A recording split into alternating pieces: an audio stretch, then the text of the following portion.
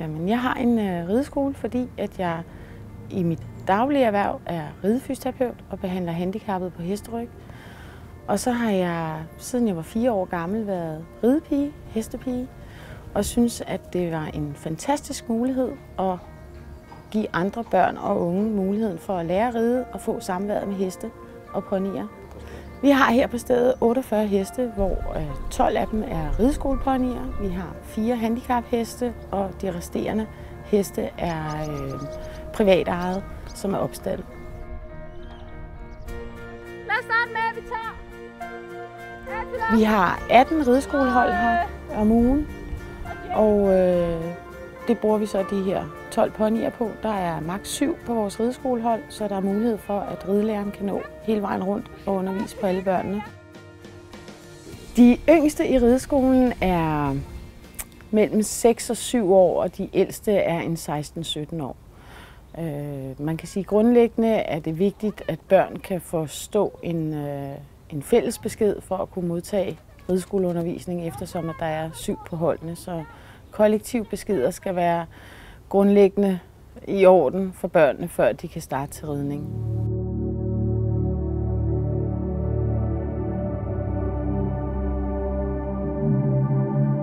Ridning er jo en romantisk drøm hos mange små piger at lære at ride, og så bliver de lidt overrasket over, at nogle gange så har ponyerne også deres egen vilje og gerne vil varetage nogle andre interesser end lige det at lære den pågældende pige at gå til ridning.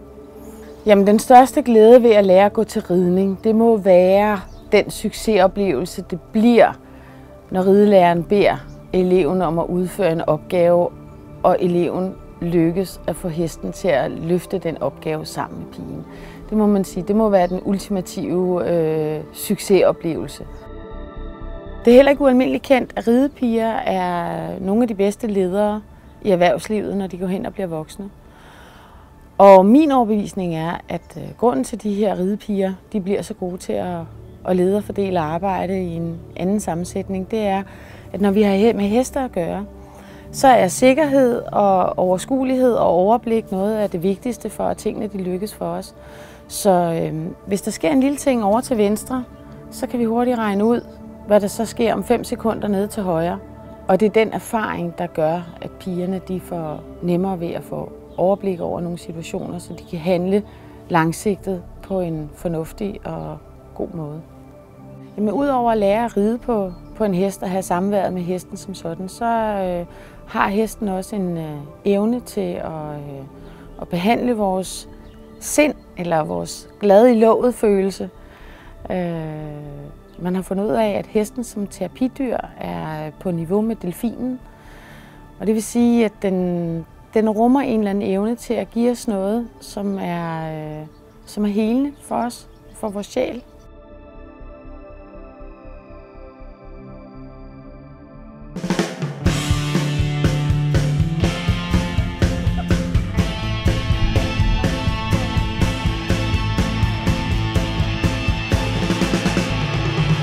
Tusind tak, Frederikke. Det var rigtig flot reddet. Jamen, vi afholder ridestævner for, at børnene kan få en afslutning på sæsonen, hvor at de får prøvet sig selv af. Man kan sige, det at gå til ridning på almindelig vis i rideskolen, om det være sig på udendørsbane eller i ridehus eller i skoven. Så når man er til stævne, så kan det lidt sammenlignes som når man skal til eksamen i skolen. Man bliver sat på en prøve. Og selvom at vi selvfølgelig gør det så godt som muligt, for at børnene ikke skal blive kede eller blive så nervøse, at det hele det ryster på dem, så er det alligevel en prøvende situation for dem, som man møder mange gange i livet som voksen, og derfor så er det en udmærket øvelse. Altså rammerne omkring stævnet er, at vi selvfølgelig prøver at gøre det til en hyggelig event, fordi at det er børn, der kommer og skal deltage ved stævnerne, og mor og far skal komme og se, hvor dygtige vi er. Og det gør bedsteforældrene også, og søskende også. Så derfor så har vi jo selvfølgelig også en bod, hvor vi får solgt lidt slik og lidt mad og lidt kaffe og lidt sodavand. Så får vi en lille festlig dag ud af det. Og som afslutning på rideskolestævnet, så får alle børn jo en roset for at have deltaget til stævnet, og de får så også et diplom, hvor der står, at de har med succes har gennemført de krævende opgaver, der var til ridestævnet. Så der ligesom kommer en bonus på deltagelse til ridestævnet.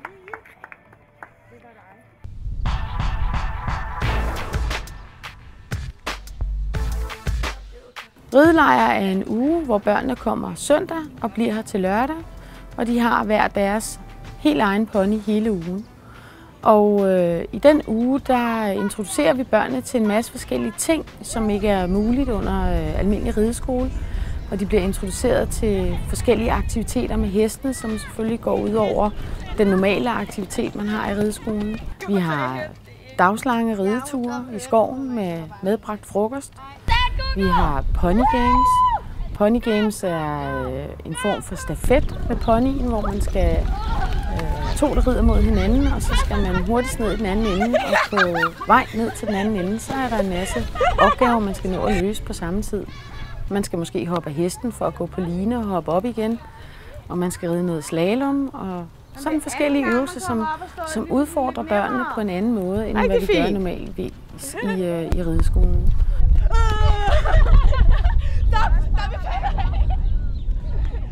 Børnene overnatter her, fordi at det også er vigtigt for dem, at det sammenhold, der er pigerne imellem, at det bevares på det her 24/7-niveau.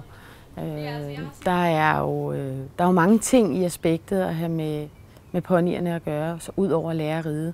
Der er jo også fodring, og der er mooning, og der er fejning, og der er alt det hårde arbejde, som man ikke nødvendigvis ser til dagligt i rideskolen, når det er ordnet for en. Og det er et meget godt helhedsindtryk at få, hvad vil det sige egentlig at have sin egen pony? Hvor meget er det egentlig arbejde, det kræver at have sådan et dyr? Fordi det at få en pony, det står på alle ridepigers ønskeliste nummer 1. Men derfor er det også en meget god idé at, ligesom at prøve at mærke, hvad vil det sige at have en pony? Hvad kræver det? Vi har badet i poolen, hoppet på trampolin, eller hoppet på minispring. Eller gået rundt og nusset med ponyerne. Eller købt is. Jeg tror nok, det har været, at jeg har fået så mange gode veninder. Jeg har kendt ingen, der er kommet hen, og så nu har jeg ret mange. Ja, det tror jeg også er nogenlunde det samme her. Ja. Det at gå til ridning, det skaber også basis for at danne en ny masse bekendtskaber.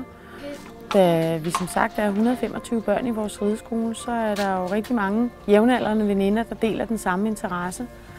Så sammenholdet og fællesskabet er der rig mulighed for at få dyrket herude.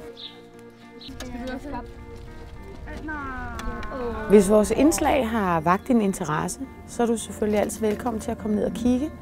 Du er altid velkommen til at komme og opsnuse atmosfæren og se, hvad det er for en undervisning, vi tilbyder hernede. Og hvis du har lyst til at starte på rideskolen, så er du altid velkommen til at sende en mail for yderligere information. Tillykke med sejren!